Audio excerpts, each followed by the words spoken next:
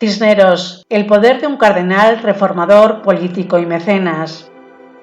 Cisneros fue un fraile franciscano que llegó a ser cardenal, arzobispo de Toledo, primado de España, tercer inquisidor general y regente en 2 ocasiones de la Corona de Castilla. Además de asceta, reformador y político, Cisneros fue un generoso mecenas de instituciones y obras culturales y científicas, cumpliendo el ideal de hombre renacentista. Gonzalo Jiménez de Cisneros, más tarde conocido como Francisco, nació en 1436 en la localidad madrileña de Torrelaguna, en el seno de una familia de hidalgos pobres. Como muchos jóvenes de su condición y clase, inició carrera eclesiástica cursando estudios en Roa, para después trasladarse a Alcalá de Henares. Posteriormente se dirigió a Salamanca para estudiar teología y derecho. Su faceta de estudiante concluiría en Roma, donde fue además nombrado sacerdote. Tras el fallecimiento de su padre, Cisneros regresa a Castilla. En enero de 1471 es nombrado arcipreste de Uceda por el Papa Pablo II. Este hecho le lleva a un enfrentamiento con el arzobispo de Toledo, Alonso Carrillo, que reservaba el puesto para un familiar suyo, lo que le valió ser encarcelado por aquel, pero aún así no renunció a su cargo, siendo mantenido en él por su primer protector, el cardenal González de Mendoza, arzobispo de Toledo. Fue liberado en 1480 después de 6 años de confinamiento y transferido como capellán mayor a la catedral de Sigüenza por el cardenal Mendoza. Allí será donde dé comienzo su prestigiosa carrera eclesiástica y política.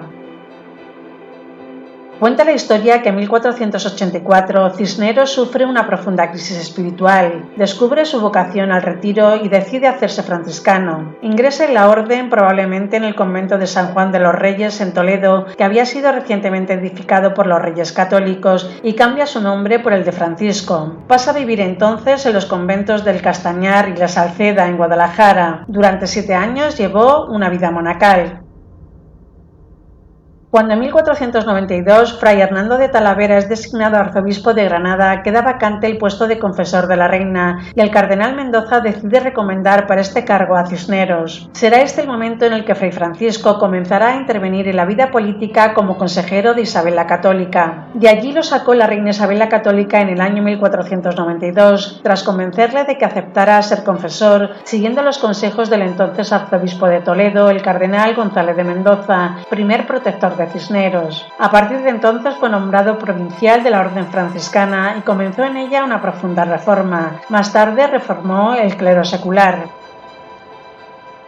En 1495 muere el cardenal Mendoza, lo que hará dar a la carrera política y religiosa de Cisneros un salto cualitativo. Fue consagrado arzobispo de Toledo, lo que en la Baja Edad Media significaba ostentar el mayor poder tras la corona al ser primado de España y canciller mayor de Castilla. Desde este puesto en 1495, recibiendo una orden directa del Papa Alejandro VI, dirigió y promovió la reforma de las comunidades religiosas españolas, especialmente de su propia orden, tratando de restablecer la observancia estricta de la regla franciscana, la cual prohibía, entre otras cosas, la posesión de propiedades, e intentando poner freno a las inmunidades y privilegios. Era ya tal la confianza que los reyes católicos tenían en Cisneros que en 1499 le encomendaron la misión de evangelizar a los musulmanes de la recién conquistada provincia de Granada. Los métodos represivos empleados por el cardenal cumplieron su objetivo, ya que fueron varios miles los musulmanes convertidos al cristianismo, pero su actitud intransigente despertó también el odio y el descontento de los musulmanes. Cisneros usó la mano dura contra los rebeldes e hizo encarcelar a los más activos. Consecuencia de todo ello fue el levantamiento de Granada y la terrible guerra de guerrillas en las Alpujarras. En 1502, dominada la insurrección, obtuvo de los reyes la orden de que los mudéjares de Castilla fuesen obligados a convertirse o emigrar. El año 1504 va a ser decisivo para Cisneros, pues será aupado por los acontecimientos a las más altas cotas del Estado, desempeñando un papel fundamental. Con la muerte de Isabel la Católica, ese año su hija Juana hereda el reino, pero con la condición de que su estado mental se lo permita, si no, el gobierno pasará a manos de Fernando el Católico. Esto plantea una crisis sucesoria en Castilla que se divide en 2 bandos, los partidarios de Fernando y los de Felipe el Hermoso, el esposo de Juana. La solución temporal llegó con la Concordia de Salamanca el 24 de septiembre de 1505, que reconocía a Felipe como rey consorte y hacía que Fernando se retirase a sus reinos. Sin embargo, esta concordia dura poco a causa de la temprana muerte de Felipe en 1506 y obliga a una regencia con los nobles más fieles a la memoria de Isabel y que encabezará Cisneros, el cual se encargará de cortar de raíz las pretensiones de los borgoñones de entregar la regencia al emperador Maximiliano de Austria, padre de Felipe. Sin consultar a Juana, Cisneros acudió a Fernando el Católico para que regresara a Castilla y se erige desde ese momento en regente del reino con dos objetivos muy claros: el inmediato regreso de Fernando a Castilla y el mantenimiento del orden nobiliario, encaminados ambos al fortalecimiento del poder real. La reina, que no había reclamado a su padre para gobernar, de hecho llegó a prohibir la entrada de Cisneros a palacio, pero este, aunque sin ese apoyo, pretende dar legalidad a su nombramiento como regente de Fernando el Católico con la convocatoria de Cortes, pero la reina se negó a ello. En premio a su fidelidad, Fernando el Católico regresa a Castilla, consigue para Cisneros la dignidad cardenalicia en 1507 y le encomienda la dirección de la Inquisición. Pero en 1516 fallece también Fernando el Católico y Cisneros, por disposición testamentaria, vuelve a ser nombrado regente de Castilla a la espera de la llegada del joven príncipe Carlos, hijo de la reina Juana, que se encontraba entonces en Flandes para que ocupara el trono. Esta etapa de casi 2 años será quizás la más difícil de su carrera política, ya que se tendrá que enfrentar a diversas sublevaciones nobiliarias, aprovechando el vacío de poder, con el fin de recuperar sus privilegios perdidos durante el reinado de Isabel. Pero Cisneros se mantuvo firme en su política centralista y de fortalecimiento del poder real, objetivo que consiguió con creces. También consiguió frenar los intentos de los colaboradores flamencos del rey Carlos I por intervenir en la política castellana, así como a los partidarios del otro hijo de Juana, Fernando, que había sido educado en España por su abuelo y que querían fuera el heredero, y los graves conflictos exteriores como el deseo por parte de Francia de tomar Navarra y presiones de los corsarios berberiscos en el norte de África.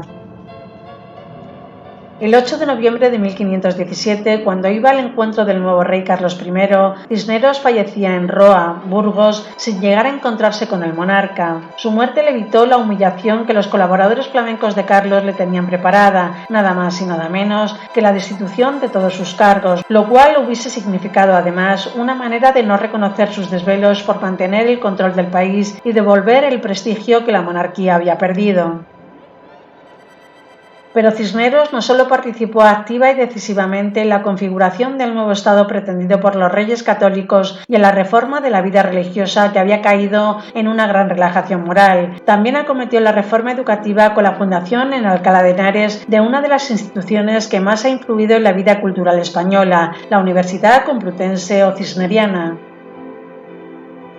La universidad fue fundada en el año 1499 a partir del antiguo Stadium Generale de Alcalá de Henares, del que Cisneros fue alumno. Esta fue la primera universidad renacentista, humanista y universal de España, y Cisneros, consciente de ello, no escatimó esfuerzos para dotar al colegio del marco urbanístico adecuado, de una buena financiación y de los mejores maestros de la época. La primera piedra del edificio que lo albergaría lo puso Cisneros el 14 de marzo de 1501. En 1508 comenzaron las clases y 1510 dotó a su fundación de unas constituciones.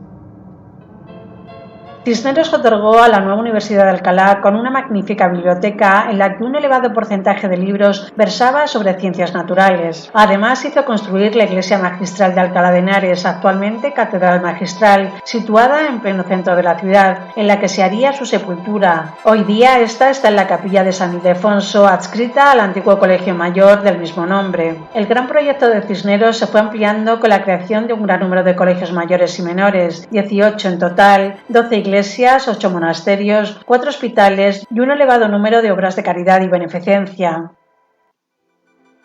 Una vez concedida la licencia papal para impartir enseñanza en el nuevo colegio mayor, Cisneros se centra a partir de 1504 en otorgar los trabajos para llevar a cabo una edición de la Biblia en sus lenguas originales. El resultado final, la Biblia Sacra Políglota Complutense, es considerada la obra más representativa del Renacimiento español. En ella participaron, entre otros, los conversos Alonso de Alcalá, Pablo Coronel y Alfonso Zamora, que se encargarían de la parte hebrea y aramea. La parte griega la trabajaron el cretense cretense Demetrio Ducas y Hernando Núñez, el pinciano. Antonio de Nebrija intervino especialmente en la corrección de la Vulgata, texto latino de San Jerónimo. Esta Biblia se imprimió entre 1514 y 1517, pero no se distribuyó hasta 1520.